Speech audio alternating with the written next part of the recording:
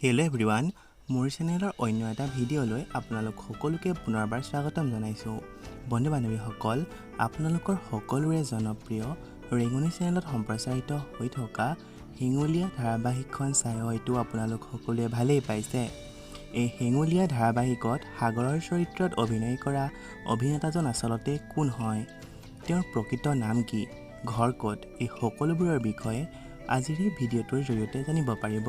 গতিকে বলকচোন আজিৰ এই ভিডিঅ'টো আৰম্ভ কৰোঁ।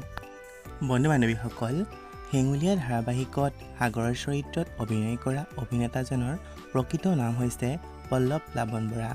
তেওঁৰ ঘৰ হৈছে মৰিগাঁৱৰ ৰজা গাঁৱত। তেওঁৰ শিক্ষাগত অৰ্হতাৰ বিষয়ে ক'বলৈ গ'লে তেওঁ স্নাতকোত্তৰ ডিগ্ৰী সম্পন্ন কৰিছে।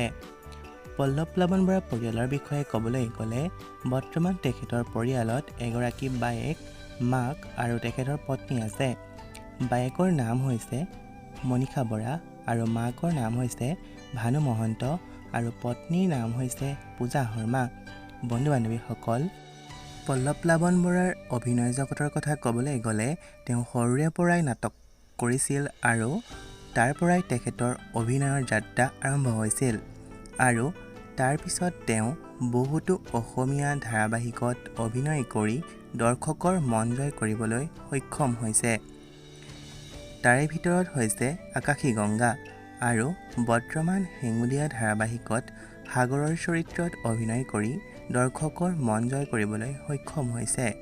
আপোনালোকে কোনে কোনে বাৰু সাগৰৰ অভিনয় চাই ভাল পাইছে জনাবচোন। আজিলৈ ভিডিঅ'টো ইমানেই আছিল। ধন্যবাদ।